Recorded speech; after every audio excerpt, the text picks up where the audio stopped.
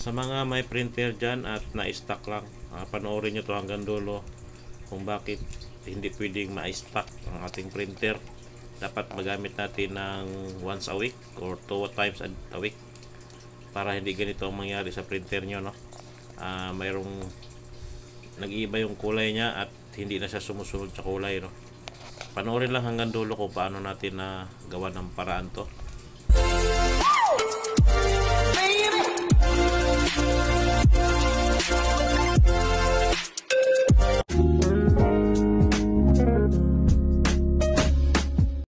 Hello guys, welcome to my channel, Rogin DIY TV Mix. For today's video mga ka-DIY, no, magbuting-ting muna tayo ng isang printer. Dahil na-stock ang printer natin ng matagal, no, hindi natin nagamit mga ka-DIY. Nagka-problema sa ink, no, hindi na siya lumalabas. Sa tingin ko dito yung kulay blue, wala na siyang lumalabas. Kasi yung blue, iba na ang lumalabas na kulay. Papakita ko sa inyo kung anong kulay ang lumabas, ano. Ito meron tayong scratch. Gagamitin natin sa likod.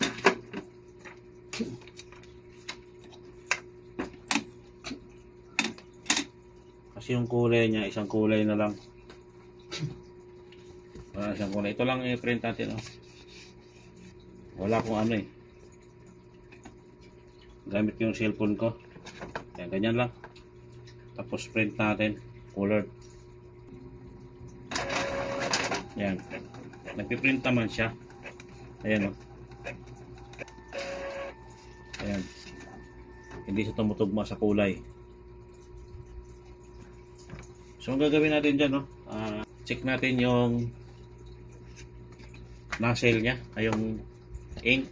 Self check muna tayo mga ka-DIY, no? Ayan, sabay lang. Long press. Ayan. Tapos 10 seconds. 1, 2, 3, 4, 5, 6, 7, 8, 9, 10. Ayan.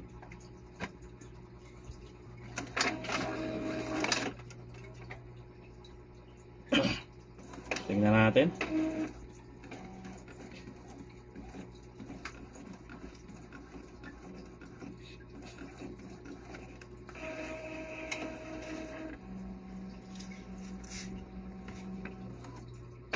Walang blue. Kulang. Yung ink niya marami pa naman. Yan, o. Yan, marami pa naman yung ink. Dagdagan ko lang yung black. Ito yung black natin.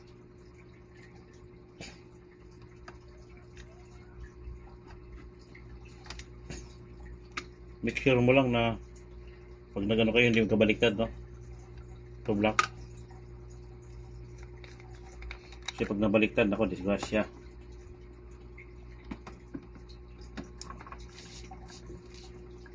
Ayan, papantay lang natin muna dyan. Ayan, okay na yan. Kasi isang kulay lang siya, hindi siya blue, no? Bali, parang ito yung gumana yung ibang kulay. Baka gano'n na doon sa loob kasi na-stock to. Na-stock siya, hindi siya masyadong nagagamit. So, mayroong screw dito. Tanggalin lang natin. Tsaka natin dagdagan niya pagkatapos natin sipsipin. Pasipsipan natin yung ano, yung nozzle. Nozzle ba tawag doon? Hindi natin alam. Hindi ko alam kung ano tawag doon. Bunutin pala muna natin, no? Patayin muna natin. Tapos bunot. Baka makuryente tayo. Baka mag-spark.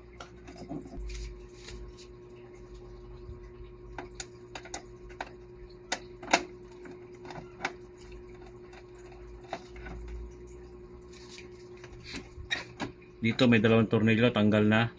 Tinanggal ko na yan. Tapos angat natin ng ganyan. Tapos ito, hanapin lang natin yung timing. Dalawang kamay. Ayan. Baba natin ng konti. Tapos tulak natin doon sa paloob. Tapos angat na siya. Ayan. Dahan-dahan lang, baka maputol to. Ayan. Baka mahatak. Kalsuhan lang natin.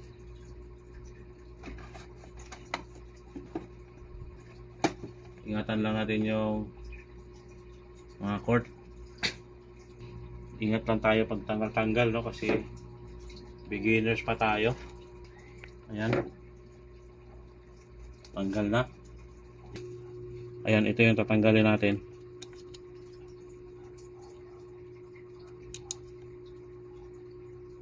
Tapos tingnan natin kung kompleto siya sa ink, no. Ayan.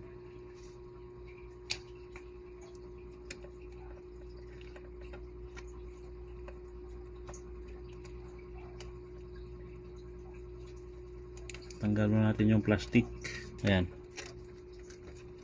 Tapos ito black, check natin.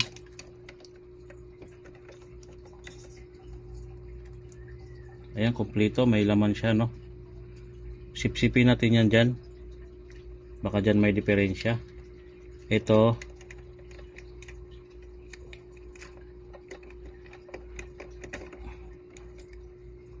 ayan, ito ayan, oh, walang laman.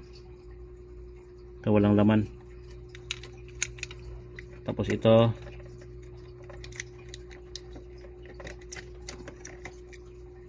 oh, may halo na siya. Ayan.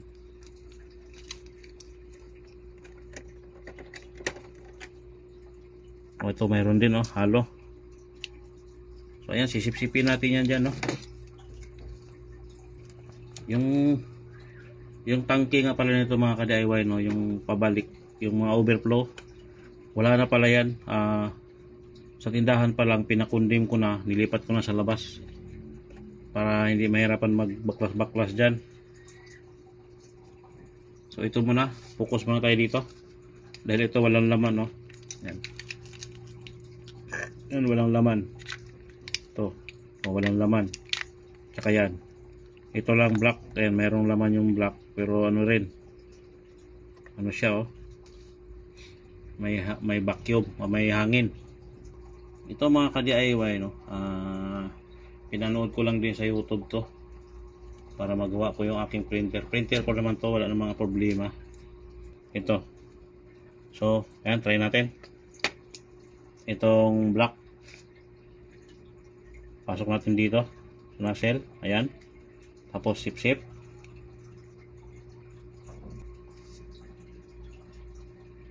Ayun, ayan, mayroon na siya.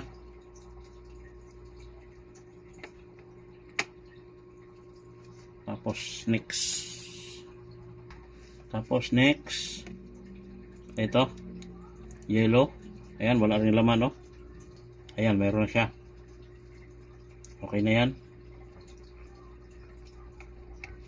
Tapos next red.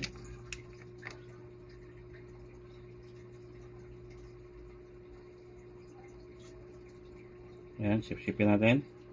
Nawalan talaga siya ng laman, guys. Ayan, meron na. Meron na rin siya. Then next, blue. Ayun.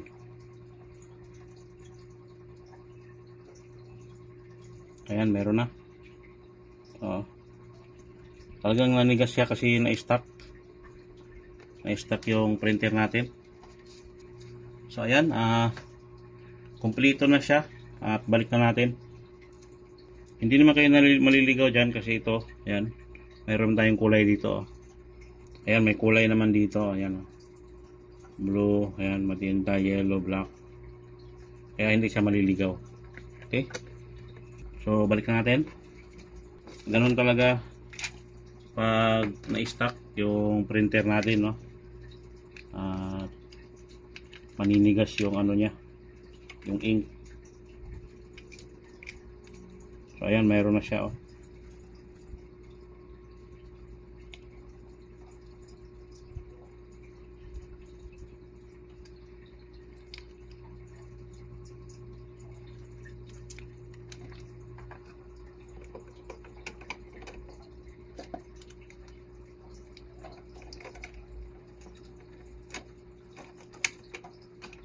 Black. Pasipsipan din natin dito, no, sa return niya, sa ano niya, overflow.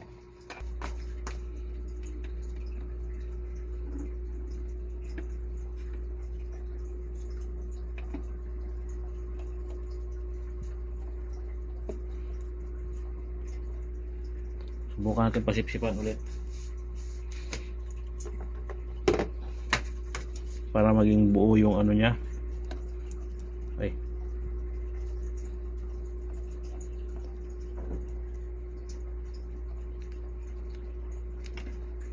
Ayan.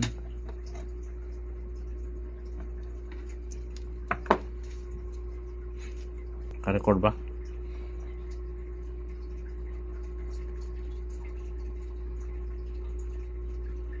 Para maging sulit.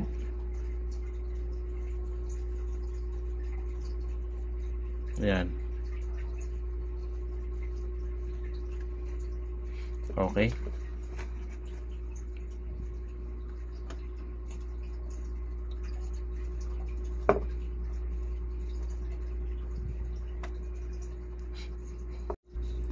Na-self check na tayo mga ka-DIY, no? Sabay lang natin tong dalawa, no? Ayan, sabay natin. Tapos bitawan yung power. Tapos bilang tayo ng 1 to 10.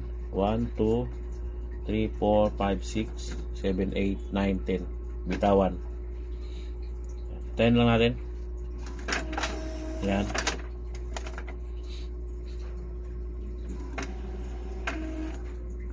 Tingnan natin kung kompleto na yung kulay.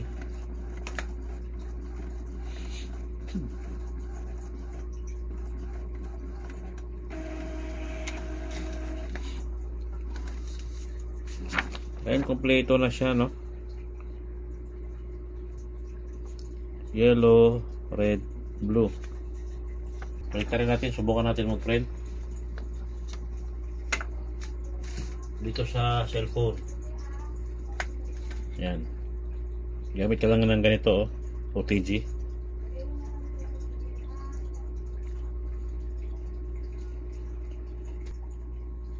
OTG open. Ayan, open na yung OTG. Tapos printer.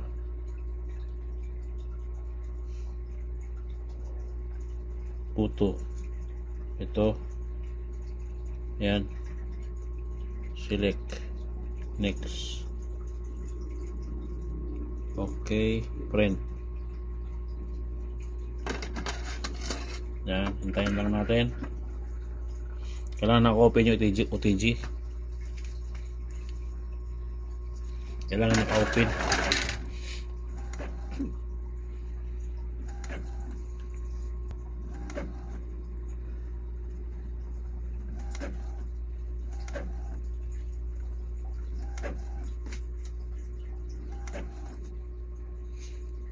Ayan guys, okay na yan.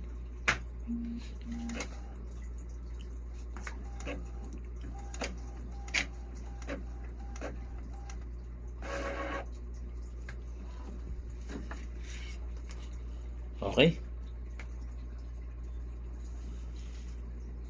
Maraming salamat sa panonood. Please like and subscribe.